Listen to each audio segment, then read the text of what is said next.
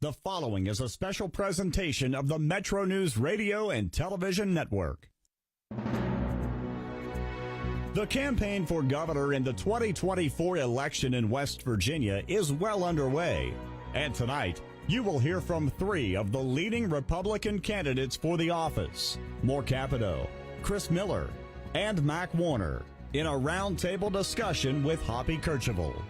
Tonight's event is presented by AARP West Virginia. AARP is your ally for real possibilities in the Mountain State. Connect on social media at AARP West Virginia and learn more at aarp.org/WV.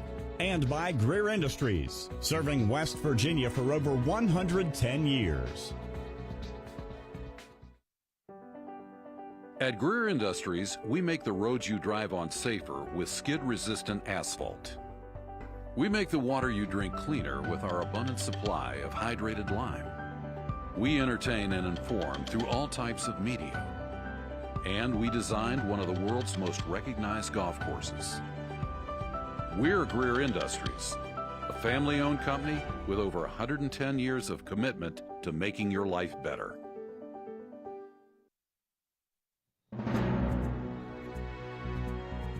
Good evening, and welcome to an hour-long discussion with three of the leading candidates for the Republican nomination for governor of West Virginia. I'm Hoppy Kercheval.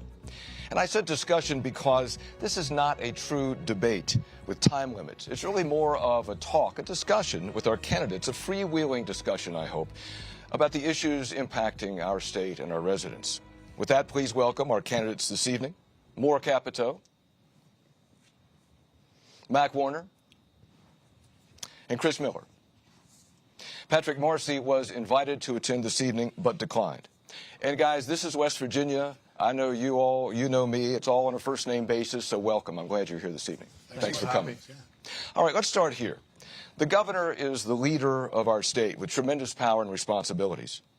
Management of huge agencies, thousands of people. So the quality of leadership is important. I'm not talking politics. I'm talking about quality of leadership is important. Each of you has leadership experience, but in different areas. Mac, career in the military, public service, as Secretary of State. Chris, successful businessman, numerous auto dealerships. Moore is a practicing attorney, chairman of the House Judiciary Committee. Who among you has the best management skills to run this state, and why are you more qualified than anybody else sitting at this table or not sitting at this table? So, Moore, I'll start with you. Well, thank you, Hoppy. Thank you for having us on. I think it's great that we're all here tonight, and I appreciate the question. You know, as a lifelong West Virginian and a father of two children, the future of this state is incredibly important to me. I am the get-it-done conservative in this race, and what we mean by that is I have a track record of getting big things done for the people of West Virginia, things that have moved the needle economically and culturally so that West Virginia is in a place where we've gained really good momentum. And we're in that place because of the things that we've gotten done in the legislature alongside with Governor Jim Justice, who has gone out and sold this state very effectively. I'm ready to lead on day one because of my experience of bringing people together and delivering conservative results that move the needle. How are your management skills better than Mac or Chris or anyone else specifically? I think that we're probably all different people, but what anybody would tell you that works with me is that I'm a listener and I'm a doer. We've delivered in the legislature and specifically in the Judiciary Committee, and as chair of that committee, if you know anything about it, we've delivered the most conservative agenda in the history of the state of West Virginia. And that takes bringing people together and building consensus in order to get things across the line. And I've shown the ability to do that time and again. Chris, are your skills better than his skills? That's not the right question, but I will tell you how I am a leader. When I got involved in our family business, we had two. Through a lot of blood, sweat, and tears and hard work, I was able to turn that into 26 different enterprises. We employ 500 people inside of West Virginia, 700 people total. And I've built a bunch of different businesses. We're in the automotive space. We're in insurance and reinsurance. We're in real estate. We have a bison farm, and I also have a data and technology company. We're incredibly philanthropic. We've been involved in a lot of community stuff. And in my mind, that's what leadership is. It's being able to employ a bunch of people and make sure they have jobs and paychecks and to take care of them. And it's also be able to take care of the communities that I'm privileged enough to to do business in, because I think a business and a community forms a symbiotic relationship, and a rising tide raises all ships. Mac, will you be a better That's leadership. Mac, do you have better leadership skills than these guys, or anybody who's not here? Hoppy, your question is about quality leadership. I went to the #1 institution in the world about leadership, and that's the United States Military Academy at West Point. Spent a career in the military. And the military teaches you to listen, to cooperate, to coordinate, and to get things done at the massive scale. So I'm talking about when I went to Afghanistan for 5 years, I was in charge of the world's largest rule of law program. Now catch it, largest in the world. So I'm talking the Supreme Court of Afghanistan, Attorney General's Office, Ministry of Justice, and the Ministry of Women's Affairs. I had over 100 people working underneath me. I've also deployed to Afghanistan, to Haiti, Bosnia, Panama, Peru, and I've watched generals orchestrate going into each one of those and the coordination they have to. I make an analogy to the military into the governor's office. So you have better skills than Chris? I've got leadership skills ready to take on the governor Chris, of West Virginia. Well, you know what's not leadership? When Patrick Morrissey was a lobbyist, he showed up every single day for special interest.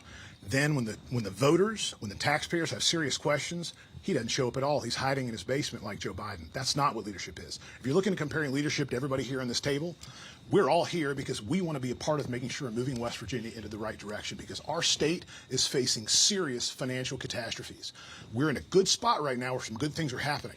But if we don't grow our population and grow our economy, we have a bond rating fiasco coming. All right, that's why I'm here. Let's go to the economy then, because the state has poured hundreds of millions of dollars into helping finance economic development projects in West Virginia. $275 million to Nucor Steel, $290 million to Form Energy, battery plant in Weirton.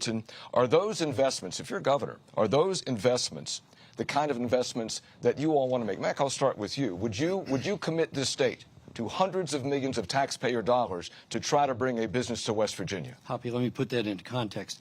Those were appropriate expenditures at that time. The time has changed. It's time to pivot. It's time to not give money to corporations to bring them here. It's time to put that money into the ground in West Virginia where it can't leave. If one of these companies sells out, that money may go with that the owner of that company. We need to put in infrastructure. We're talking water, sewer, gas, level, pad-ready sites. That's where we need to put the money in the future. So you would not give taxpayer dollars to businesses that want to come to West Virginia. Is that fair to say? I have to take a look at it, but my inclination is to work with the regional economic development councils and authorities and put that money in the ground in West Virginia rather than giving it to a company. Moore, what would you do? This is all about the people of West Virginia and what's best for the people. This is about lifting up communities that need it. We know that the best way to improve the life and quality of life of West Virginians is to provide good-paying jobs at the end of the day. It's good-paying jobs, it's good infrastructure, and it's good education. We have to focus on every single opportunity that we have to build more jobs in West Virginia. Is committing hundreds of millions of taxpayer dollars part of that, part of your equation? I was at the Nucor groundbreaking a couple of weeks ago. It's amazing to see that. If you haven't been down there to take a look at it, it's a really incredible sight to see. It was actually a Guinness Book of World Record groundbreaking that they had. And you drive by and you turn onto the road and you look over the river, and as you approach the site, it's what $3 billion looks like. $3 billion of investment into the state of West Virginia to grow high-quality, big paycheck jobs for the people of this state. So it's the right thing to do. And Nucor was absolutely a great partner, and they continue to be a great partner because they're a long-term partner, Hoppy. Okay, so I see a yes here. I see a probably no from Mac. Chris, what about you? Growing our economy and growing our population is vital for the survival of West Virginia. The first thing I want to say is that any of these deals we cut with outside businesses, the thing that really makes me scratch my head is that you know who's good negotiators? Good negotiators are business people. I have to be a negotiator every single day. You know who are bad negotiators? Politicians and bureaucrats. They aren't playing with their own money. So the first thing that I'd want to do is get in there and review all these deals, because I guarantee you, like everything else the government does, they leave meat on the bone. If I ran my businesses the way the government spends our tax dollars, I'd be broke. And we can't tolerate that kind of waste right now. Do you think you'd be a better negotiator than anybody sitting here? I'd be a better negotiator than anybody else that's sitting in that chair. Would you be willing to commit taxpayer dollars to bring businesses to West Virginia? I would work 70 hours a week to make sure that we drive West Virginia's economy forward. I would make sure that the right deals get done that need to get done without selling our souls or selling our natural resources down the river like we've always done. And I would make sure that West Virginia has an economy that thrives. The legislature and the governor approved a tax cut of 21% of marginal rates, and there will be future cuts in tax rates if certain financial benchmarks are met. So each of you, and Chris, I'll start with you, is the pace that the state is on for cutting income tax rates, is it too fast, too slow, or about right? If you were governor, would you want to cut income taxes faster or about follow this formula? Capital flows like water to the places that it's most welcome. At the end of the day, we have to make West Virginia welcome to business and welcome to investment. And we also have to make sure that the businesses here on the ground level that literally get exempt from all the special deals that happen with all these out-of-state businesses wind up getting some of their own fair share as well. That is a major problem with these deals that have been negotiated. Guys like me are on the ground still stuck paying all the taxes, and these other businesses come in here and get exempt from it. That's a problem. Now, the income tax, I will tell you this, 3 of the 4 fastest growing states post-pandemic, Tennessee, Texas, and Florida, all have one thing in common. That is a 0 state income tax. That's because the Trump tax cuts got rid of all the SALT deductions.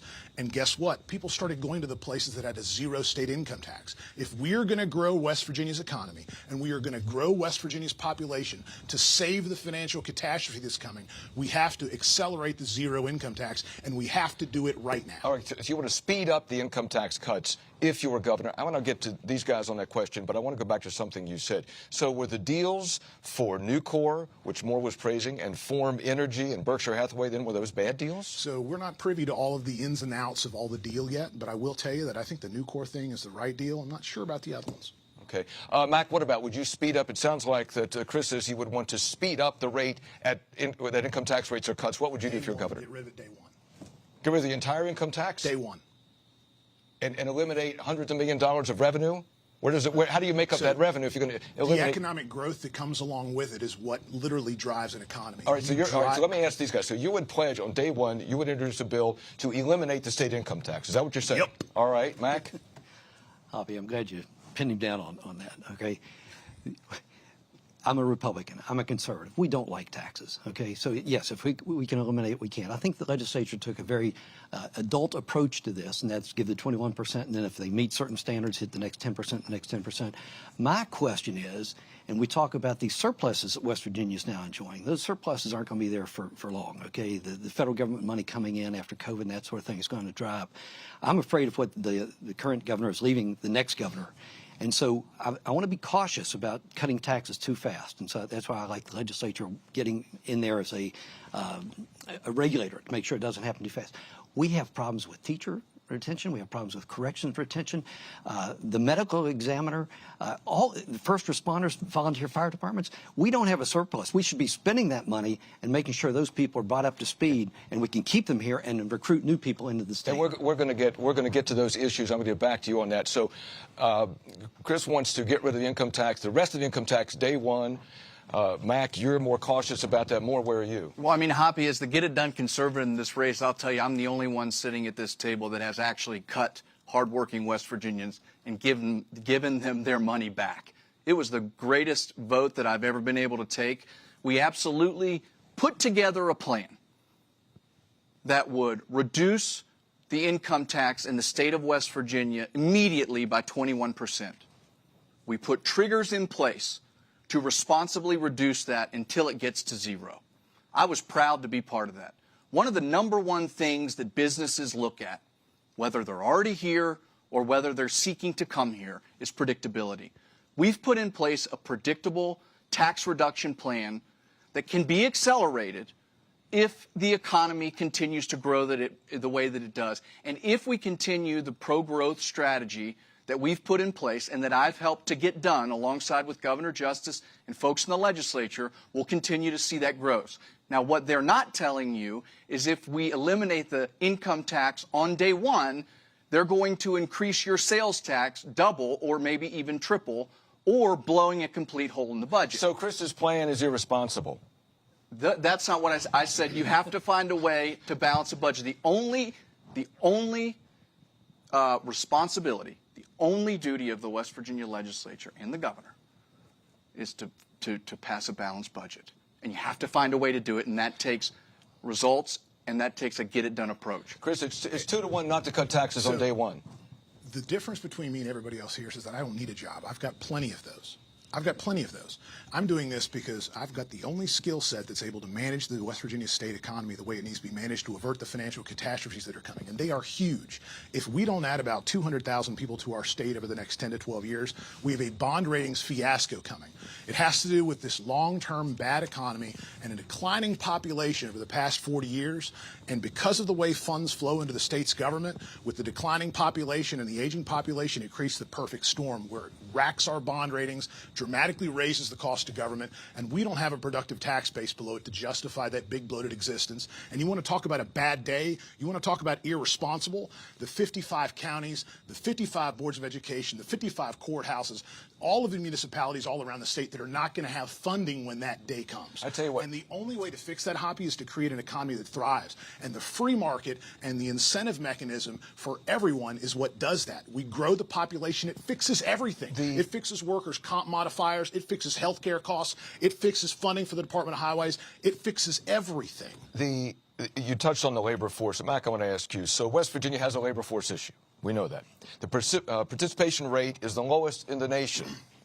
Consistently, employers complain that they can't find workers. Now, think about this. Foreign workers, foreign-born workers, account for 18% of the U.S. civilian workforce. 18% of the U.S. civilian workforce. The number of immigrants in West Virginia is less than 5%. Would you favor, Mac, I'll start with you, would you favor support, and I know this is a national issue, but it's relevant to West Virginia, would you favor support some immigration policy in this country that would encourage more foreign workers to come into this country and to come to this state and take jobs that are in this state? Hoppy, I have a much better solution than that. And I heard on your radio show today people talking about bringing in immigrants and getting people out of corrections facilities and so forth. Let's use our military folks. We have such a population that goes into the military, and only 21% of those come back to West Virginia after serving there. They've got a skill set, their work discipline, a work ethic. Let's entice them back to the By state. doing what? Give them tax breaks. Give them in-state tuition. I was talking with Penny Lipscomb today, right over here at W.Va, and she said she's pushing to the legislature a bill that says, let's give every veteran that wants to come to the state, go to school here, in-state tuition. Why can't we do that? That will bring people in with a skill set as opposed to bringing in immigrants that may not fit into the culture. Now, if it's a legal immigrant, bring it on. I'm the only one sitting at this table that's been in those places, Peru, Panama, Bosnia, and so forth, that have seen the lines of hundreds of people, hours long, waiting to get into the embassy to be able to get a visa to come here. Let's work with those people who are doing it legally, not coming in here illegally. That's my concern with the immigration, trying to bring immigrants here. And Maura, what do you think of Mac's plan that he was talking about today of giving a tax break to veterans, or in-state tuition, I'm sorry, to veterans to come to West Virginia? Or how do you, if you're governor, solve this workforce dilemma? Well, I mean, in response to the question about the veterans, I'm happy to answer that. Actually, I had a bill this year that waived all tuition requirements for veterans for higher education and their family. No question about it that we have to have more participation, more incentives for our veterans, and I thank Secretary Warner for his service and all of his family's service to our country, especially on a day like today. I know that we're observing here on December 7th. You know, we have to engage that veteran community. We've cut those taxes before, absolutely.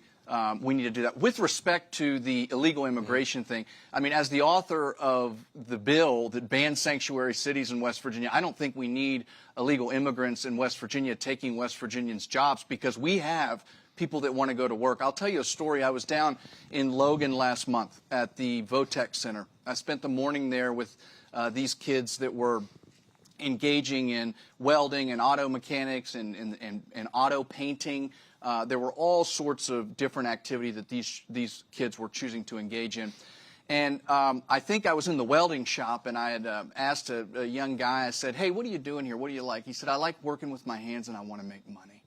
And that's exactly the type of mindset that we need in this country at this time. We have it here in West Virginia. Our future is critical right here in West Virginia to show the rest of the country that we are going to lead this country's return to the American workforce producing American products. Chris, I'm going to get to you in a bit. If we have it here now, why do we have this great shortage of qualified workers? We need workforce development, Hoppy. There's no question that we have workforce development pieces that are going in place. We had Senate Bill 1 from 4 years ago that's providing more high school children the opportunity to go to these VOTEC or 2-year or even some 4-year or certification where they can have all of the money that they need to be able to get trained in order to enter the workforce. I can't think of anything more important than having our kids coming out of high school either ready to enter the military, ready to enter the workforce, or ready to go on to higher education. Chris, let me go to you on this. You run businesses, so you probably have hiring issues all the time.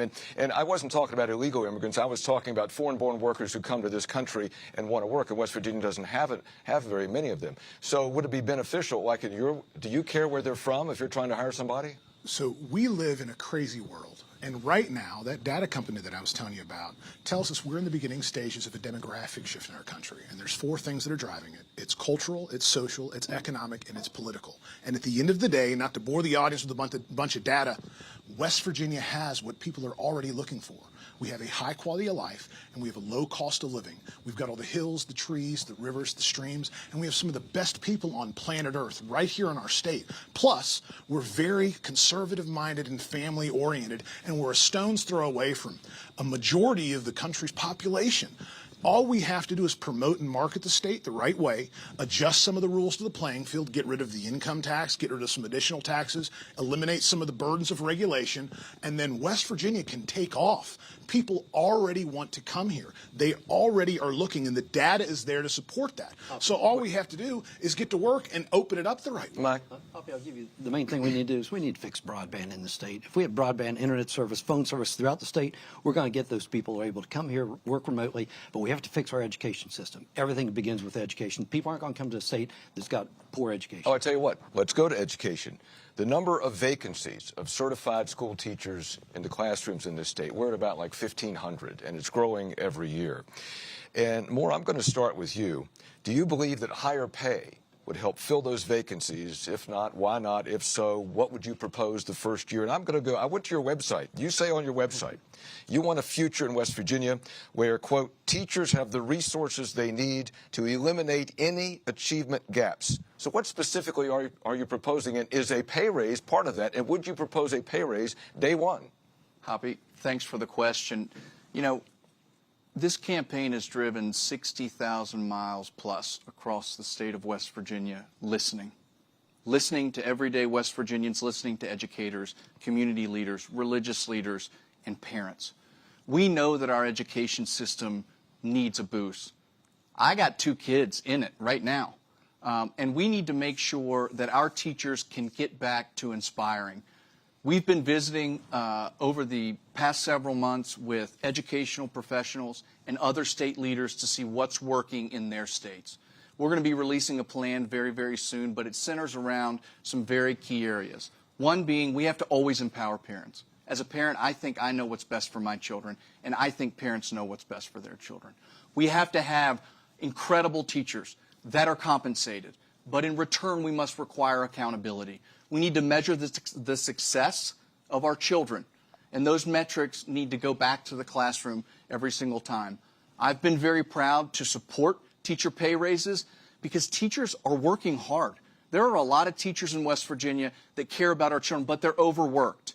We need to provide more mental health in our schools so that our children that aren't well, whether it's physically, mentally, or emotionally, are getting the help that they need so they can learn better in the classroom. We passed the Third Grade Success Act this year. It allows for more supplemental resources in first, second, and third grades so that we can close the achievement gap. And thirdly, and I'll just mention, as I mentioned before, we're going to have a work-ready program in the state of West Virginia so that every single high school student is either going to be able to pass a military entrance exam, they're going to have a workable vocational skill, or they're going to be able to pass a college entrance exam. Does the quote, the resources they need, does that include higher pay for teachers? Because one of the things you will be asked if you're governor going into your very first legislative session is, are you going to propose a pay raise for teachers, staff, and state employees? I've already supported teachers. But would you support another one? Absolutely. If we have if we have the right plan in place to make sure that our educators that are spending time with our children are compensated to take care of them, yes, we will continue to compensate our teachers, but we will focus on accountability. Okay, Mac, would you propose a pay raise? Hoppy, pay raises certainly help, but that's not the only problem, okay?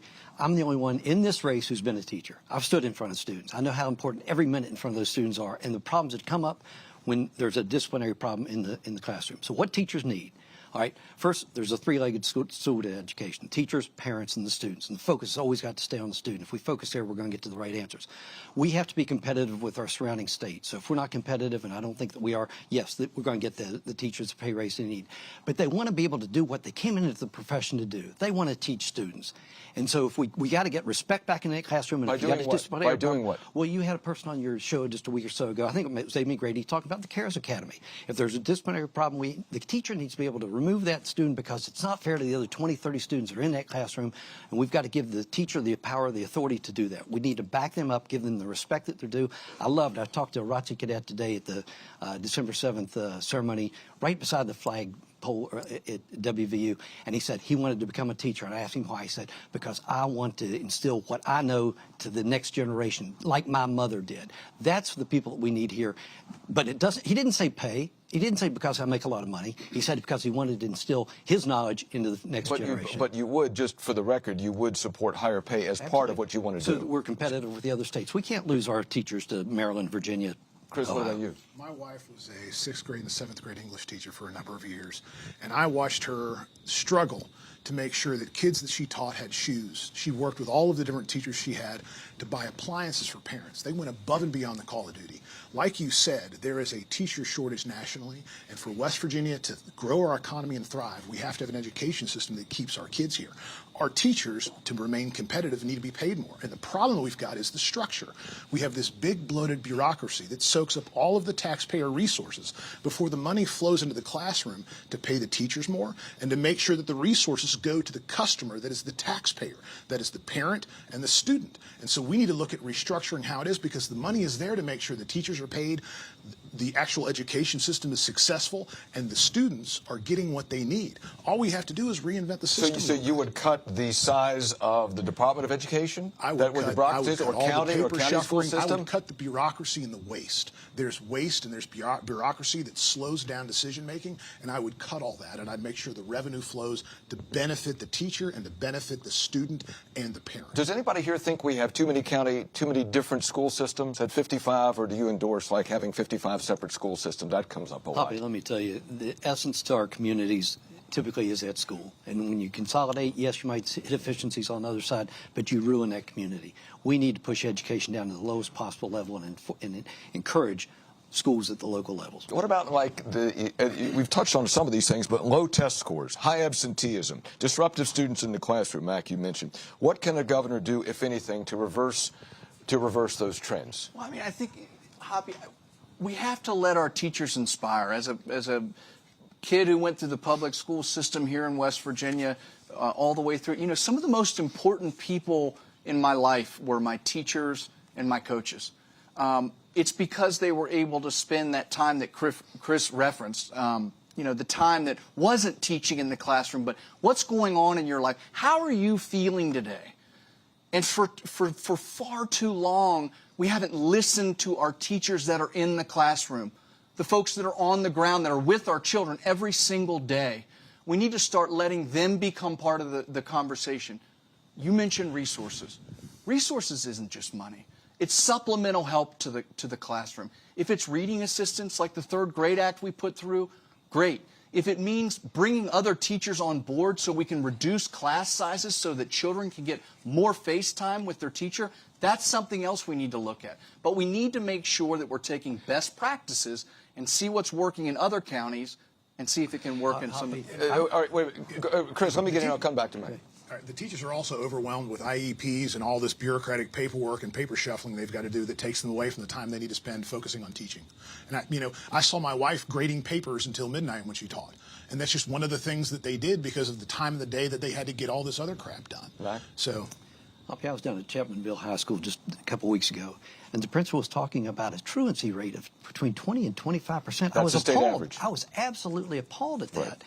We've got to make the schools interesting for the kids to want to come to school. And so I've been a part of the Hunt Keene Institute, which looks at nationally what it takes to improve the education systems across the country. I've been over to places where they have inside the high school workshops, and I'm not talking the type that we probably went to with woodworking and type setting and that sort of thing. This was I'm talking about 2x4s, insulation, welding, pouring concrete. Actually building things inside the high school.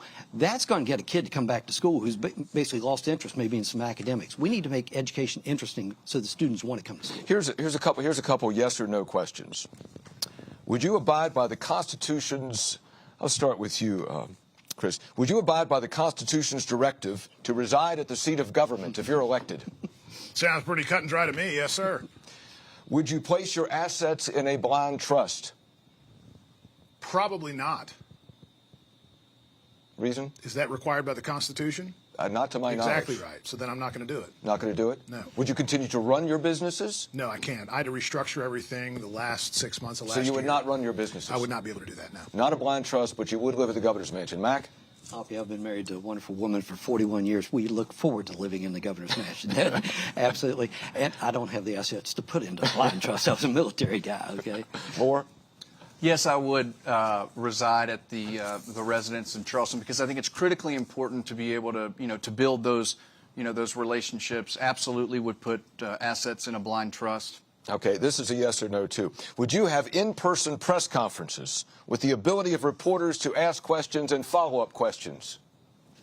Who asked you to say that? No, I'm just kidding.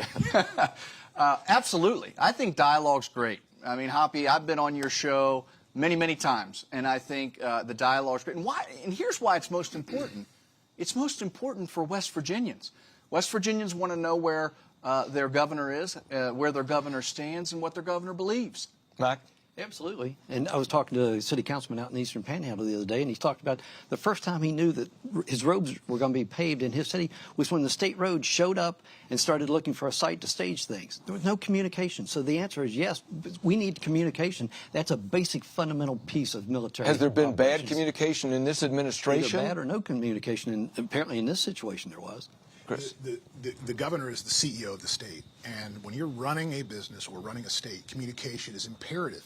It also allows you to promote and tell everything that's going on to the rest of the people around the country about how great West Virginia is. So interacting with press is really, really important, making sure that communicating what's going on, like what Matt was talking about with development around the state, with jobs and roads and that kind of stuff, it is an opportunity to explain to everybody what you're doing and why. And so it's vital.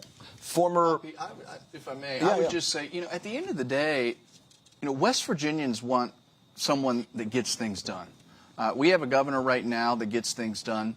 That is the concern that people have. I don't know that they concern where that person is. It's about showing up, being present, and being the leader of the people of West Virginia. Do you believe this governor gets things done? Well, I'm going to take a little exception with this get-it-done attitude. Like you said earlier, when we're talking about corrections facilities and having to put our National Guard in there for over a year, when we talk about the roads and that kind of situation that I just mentioned, the teacher shortages, the corrections facility shortages, are we getting it done, Hoppy? I think we have a lot of problems. That's a good rhetorical question. Are we getting it done under this governor? No, not enough. That's why we need leadership, experienced leadership, and that's what I bring to the table. Chris, is this governor getting it done? I think business guys see things and opportunities that other people don't, and that's exactly what Governor Justice has done. He stepped in, has done things his own way, and look at where we are. We have a positive economic growth. We're one of the fastest growing GDPs in the country. There's a lot of good things that are going on at this very moment. But like Matt said, there's an incredible amount of work that still needs to get done, and you only have so much time to be able to do it.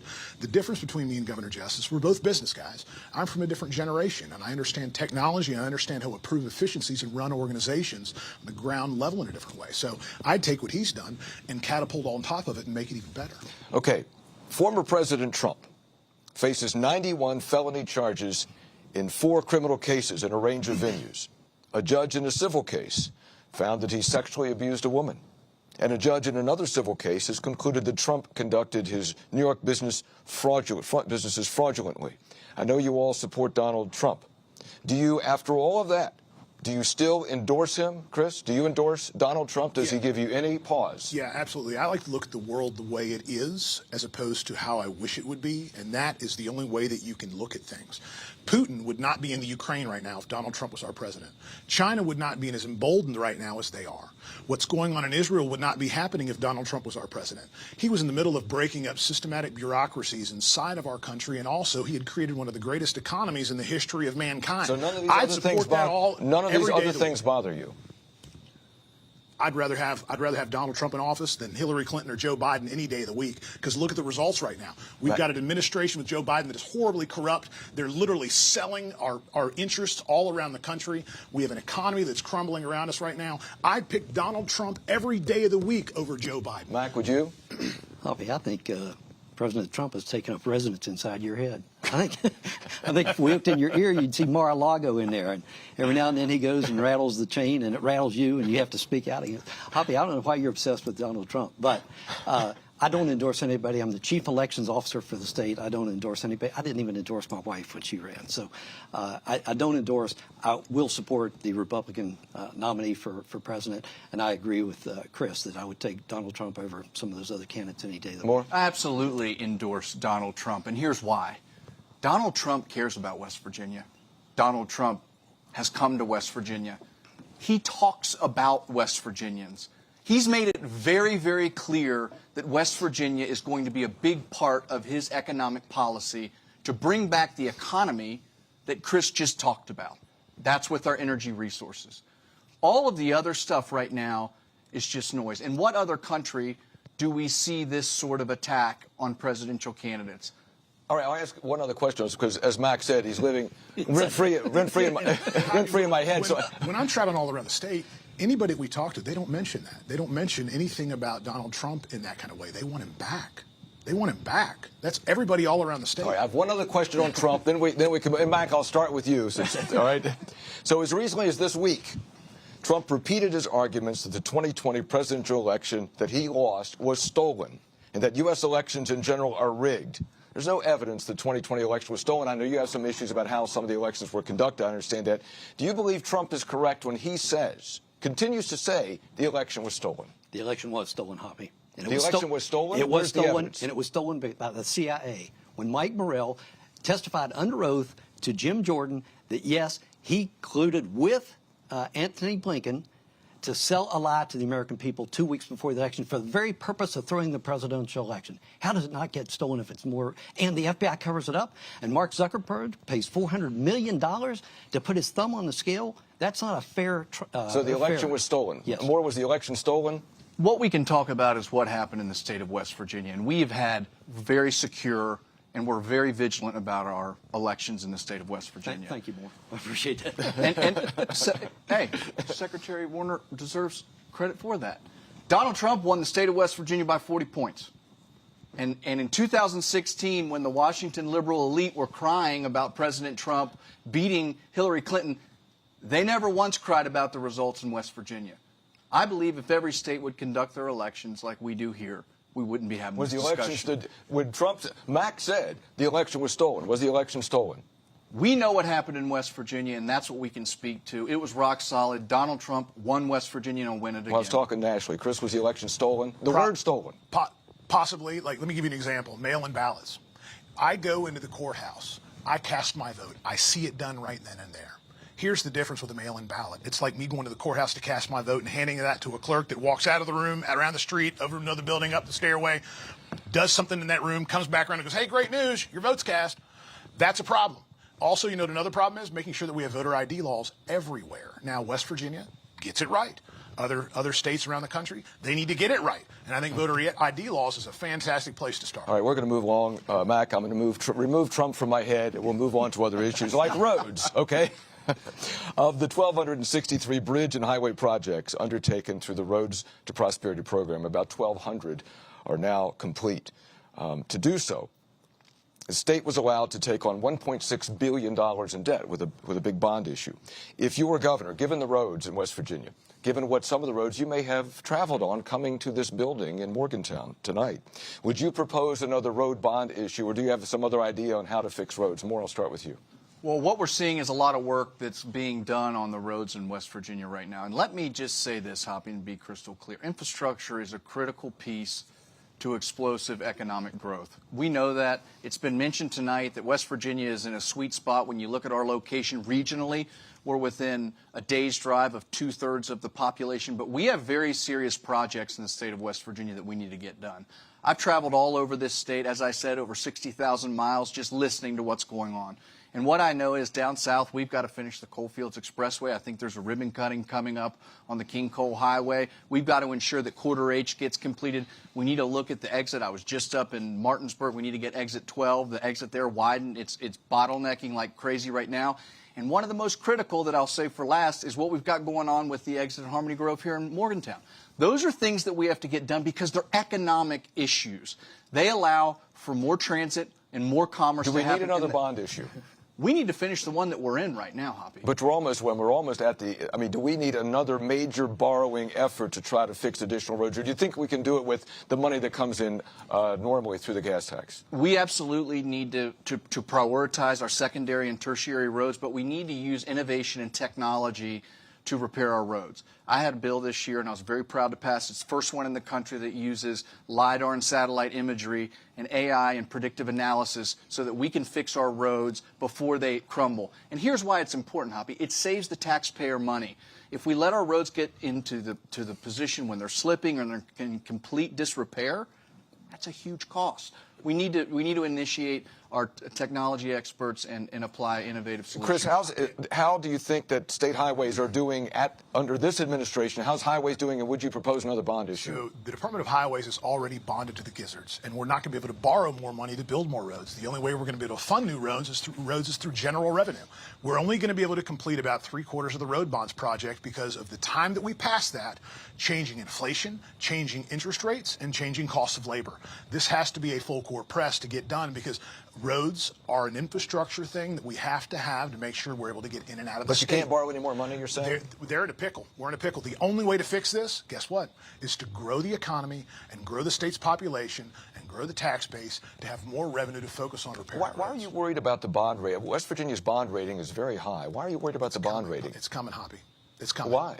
Because the bond rating is coming. The declining population and the aging population is going to create the perfect storm, put too much pressure and too much reserves are going to flow into the DHHR. It's going to take away from the ability of the state to run the state, and it's going to create a bond rating fiasco that's going to be a nightmare. It's coming. It's coming. Mac, what would you do about roads? Another bond issue? I mean, clearly, you can pave every day, all day, and still not catch up with all the road work in West Virginia. Is highways getting it done now under this administration? And what would you do if you were governor to try to do a better job on roads? Hoppy, the politician's answer is, oh, yes, we're going to do that because everybody wants the roads fixed, okay? But you're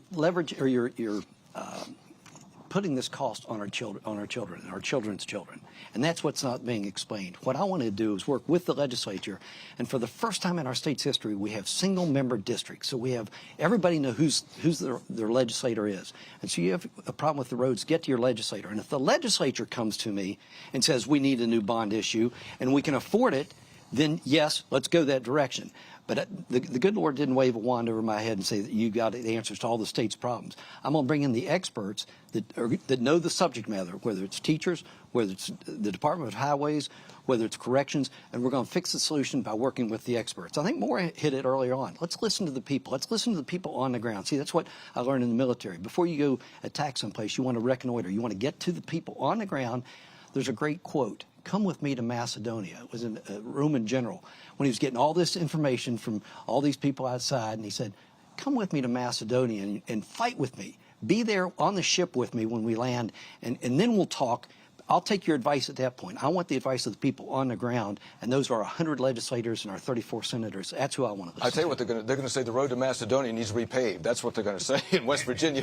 There are ways to do a better job of building roads through technology, and also we ought to be paving at night. We ought to be doing a lot of the road work at night to quit interrupting people getting back and forth to work. All right, let's talk about the opioid epidemic, okay? And Mac, I'm going to start with you. West Virginia has been ground zero for the opioid epidemic. Have you, any of you, been touched personally by this? I'm not asking for names or reveal any personal information, but just wondering if you have any firsthand experience with anybody who has been impacted by addiction, and has that influenced what can be done about this crisis in West Virginia? Mac, I'm starting with you because you say on your website that you would, as governor, wage war on the opioid addiction crisis. What does that mean? And have you had any personal experience with anybody who has addiction that has influenced your thinking about this crisis? Absolutely. when I first came into office, one of my employees came to me and said, my daughter's addicted to drugs, and she probably won't be alive a year from now. And sure enough, she was dead within 6 months, okay? And within that same week, 2 other people in my office, one who was engaged to a person, he overdosed, and then another person, their son, overdosed. In 1 week, 3 people right inside my office had personal contact. That's when it smacked me, okay, that said, yes, we've got this opioid crisis, and it has to be dealt with. So the way to deal with this opioid crisis is, one, work at the national level, getting China, putting sanctions on there, stopping it at the border, that sort of thing. But once it gets inside the state, now it's an education problem. If we can fix our education and educate our youth about not even trying that one, because today one pill, one fentanyl, with fentanyl in it can kill somebody. We have to make sure everybody's educated, not even to take that first dose. Then we have to work with the professionals. Do you know what happened? Ali Rezai at W.Va, he's going to be on 60 Minutes on January 7th. 2 segments. 60 Minutes is focusing on West Virginia University because we're finding a way to work inside the brain, the neurons, the things that create the craving, and we're trying to fix it right here at West Virginia. That's what I'm talking about, getting to the experts and listening to them as to how do you fix this problem. More, any personal experience and any thoughts about how we deal with this opioid epidemic? Sure. I think, Hoppy, I think every West Virginian has been touched by this scourge. It's tragic what's happened in West Virginia. You know, let me just say that I want to be very clear about this, that anybody under a Capito administration who is pushing fentanyl in our communities will go to prison for life. Full stop. Because we need supply off the streets, and it's cyclical, and it continues to happen. And a lot of those people are also, themselves are substance abusers. They're selling because they're supporting their own habit. I'm not saying it's a bad idea. I'm just saying for far too long, Hoppy, we give criminals the benefit of the doubt. They know what they're doing, and they need to go away from it. And they need to go away for a long time because they're just coming back out, and they're bringing people back into addiction. The second thing I would mention is we had the opportunity of a lifetime recently to bring dollars and funding in to prevent this with the opioid settlement. Patrick Morrissey's not here tonight because he can't answer the difficult questions that West Virginians are asking about that sketchy deal. He's a former pharmaceutical lobbyist that reached a sweetheart deal with the drug companies. The facts are that he went at it alone. He didn't join the national class action lawsuit because he wanted a political win for himself for the campaign that he's not here to talk about tonight. And what happened because of that?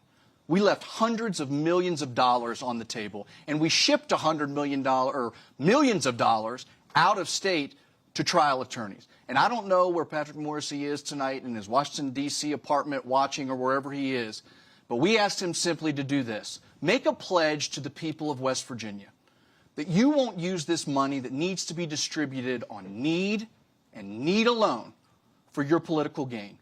And we know that he's using it for bait, Hoppy. And you know how we know? Because he refused to sign it.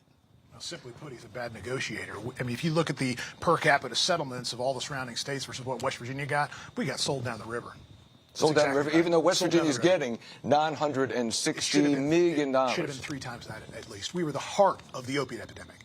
I've been sober from alcohol and opiates since April 1st of 2004. You asked a direct question about who's been touched by it. I've been touched by it. Family members have been touched by it. And it's very, very hard. Like, this is something that I'm very, very passionate about. You will never find anyone else in the history of West Virginia that has been through what I have been through and will focus on making sure that we eliminate the opiate epidemic right here in our state. I don't think. How do you do it? How do you get people healthy? So, from an attack standpoint, we focused too long on attacking the supply, and that's gotten us nowhere. When you make something illegal, you literally do nothing but make criminals rich. I think we need to attack the demand side, which is the families. We need to make sure that families are staying intact. We need to make sure that everybody has the resources that they need. We also need to get rehabilitation right, because we don't. 6 weeks in rehab is not going to fix a thing. Okay, so when Moore says that a dealer of fentanyl is going to go to prison for life, that's not a solution? No, that's fantastic by me. The problem with fentanyl is that it's like, that's warfare, right? It's all made in China, shipped over to Mexico, then comes across our open borders. And that's when it makes its way up into West Virginia. That's a problem, right? And it's a national security issue, and it should start right there at having an entire border wall. That's how you attack that end, because if not, the fentanyl's going to keep coming. You know, but most of the illicit drugs that come to this country from Mexico come through ports of entry. They don't come from somebody crossing the Rio Grande. They come through ports of entry. We're not tracking the border and knowing exactly how much is coming across there, so you can't necessarily say that. West Virginia has a law that bans abortions in most cases. But it does allow a window of time for adult and minor victims of rape and incest to seek an abortion. Adults seeking abortions in cases of rape or incest have up to 8 weeks and must make a police report. Minors who are victims of incest or sexual assault may undergo an abortion within 14 weeks and may either make a report to law enforcement or be treated by a licensed medical professional in the hospital.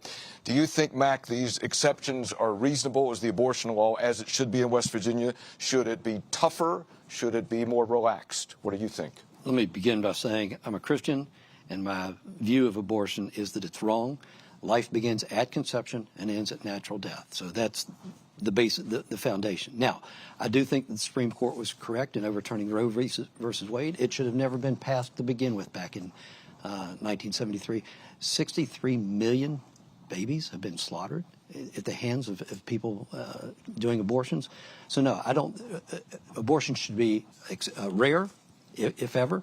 I think the Supreme Court has put this in the legislature's hands, which is an appropriate place, and the West Virginia legislature has done a fine job of coming up with those exceptions that you've come up with. So I'm a lawyer. I'll support the law that the legislature So where it is now is fine with is fine. appropriate. Chris? Yeah, I'm pro-life, and I'll say it one more time, I'm pro-life. And the really neat thing that President Trump did is that he made sure and appointed the appropriate Supreme Court judges to make sure that Roe v. Wade was relooked at again, and it allowed it to go to the states, which is where it belongs. And people in West Virginia, we're all very, very pro-life. And this is the kind of the law of the land here. It's the way that we look at it, and so we have a law now that supports the way West Virginians think. Thank goodness for that. And I think the legislature did a good job. So that's where it is now. It's where it's yeah, fine. I'm good. More? Well, obviously, Hoppy, I support the bill. I wrote the bill, and I think it's the right piece of legislation. West Virginia's a pro-life state. I'm 100% pro-life. I have a voting record that shows it, and I'm pro-life before birth, and we have to be pro-life after birth, and we've really put an effort to that, and I think it's critically important. All right. Let me start, Chris, with you on this. Do you know or have any good friends or family members who are gay or transgender? And do you believe in unconditional equality for the LGBTQ community? And I ask you first because you said in a speech, I watched your speech at CPAC, and you said the following: woke culture attacks our values and faith. When they argue about pronouns, we'll talk about biology and God's perfect design. So where does that leave individuals who are transgender or individuals whose gender does not match their assigned sex? And are those folks part of God's perfect design? Well, there's this really, really neat guy named Jesus Christ that taught us to love everybody. And so one of the things I don't do is I don't hate people. It's just not in me. I don't hate people. And so I love everybody. Now, if we're talking about things like homosexuality, I've got plenty of friends that are gay. That's their call. That's not mine. My job is to live my life and take care of my life the way that I see it and raise my family appropriately. And my job is also to love everybody.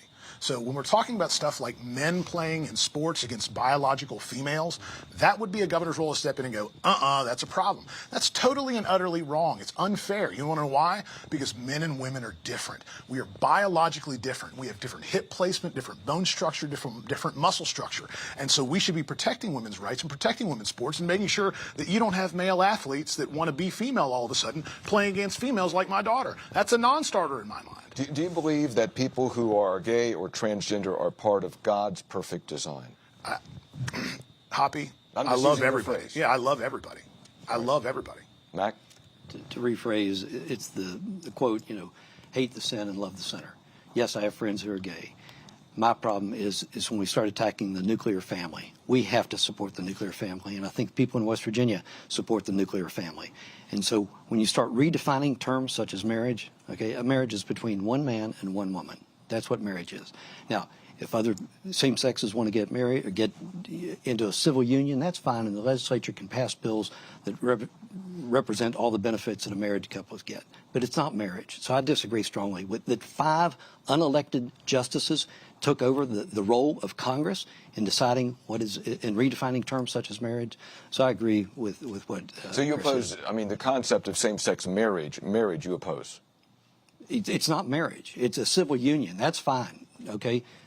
It's not marriage. That's the problem with right now. You can't determine. Sex they're changing the definition of sex and gender and all this sort of thing. No, I'm back with Chris. God created Adam and Eve. He created man and woman, and a marriage is between a man and a woman. XXXY. It's pretty simple, Mac. More?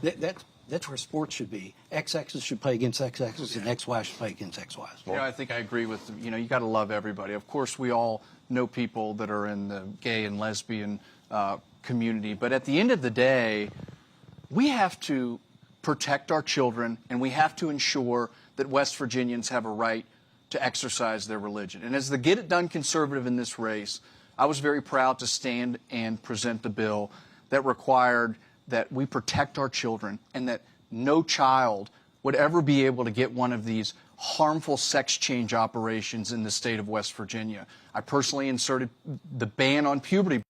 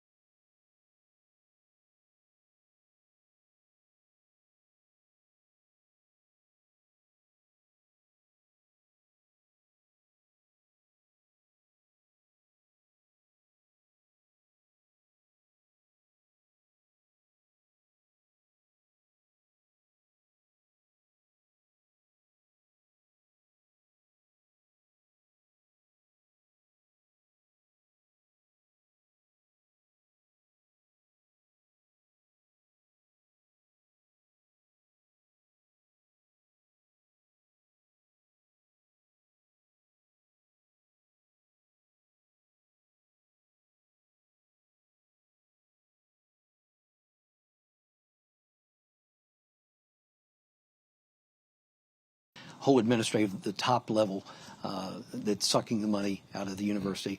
Yes, you could use the rainy day fund or whatever for one time, but then it's come out the next year and the next year. So sometimes it's like the businessman. You have to make those difficult calls. Higher ed is one of the most unrealized financial bubbles in the country right now. We had a generation this big, backed by student loans, where everybody was told they had to go to college. Now the generation that's coming up is this big, and they've seen their aunts and their uncles go get degrees in art history, strapped with student debt, and they're living in their parents' basement, and they want something different. We're going to lose 15 to 20% of the universities all across this country over the next 15 to 20 years. We're going to lose a lot of them, and that's because there's a generation that's smaller coming up, and the universities that adapt faster and realize the new market-based curriculum that these students are demanding are the ones that are going to win. And so WVU, while they're doing a little too late, because we knew this was coming a long time ago, are doing what is the right thing right now. They have to. I was on the board at another university, and we went through the exact same thing. We identified as a group all of the problems that academia and the university systems were facing and realized that we had to adapt right now or we were going to die. And we did it. Guys, real quick, because time is short, we're near the end, but would each of you, I think this is a yes or no, would you pledge tonight to support and vote for whoever the nominee for governor is if it's not you? Yes. Yes? Yeah. That's a yes? Yes. Yes. Okay. Got it. Gentlemen, well, thank you. It's been outstanding. Thank you for being here. Thank you. Nice discussion. We appreciate it. Good discussion, and I appreciate it. And Trump is out of my head, Mac. Good. I don't believe it. I don't believe it yet. We'll see next week on your talk show. Would you commit to more debates like this? Yes. I love talking anytime to people. This is the biggest interview that any one of us will ever go through in our lives, and I think it's critically important that the people of West Virginia hear from us. The people of West Virginia, one of the three of us is going to be your governor. We need a governor who's from West Virginia. Yeah. All right, guys. Absolutely. All right. Thank you very much. Thanks, guys. We appreciate it. More. Mac, Chris, good to see you. Thank you for coming. Good night, folks. Thank you.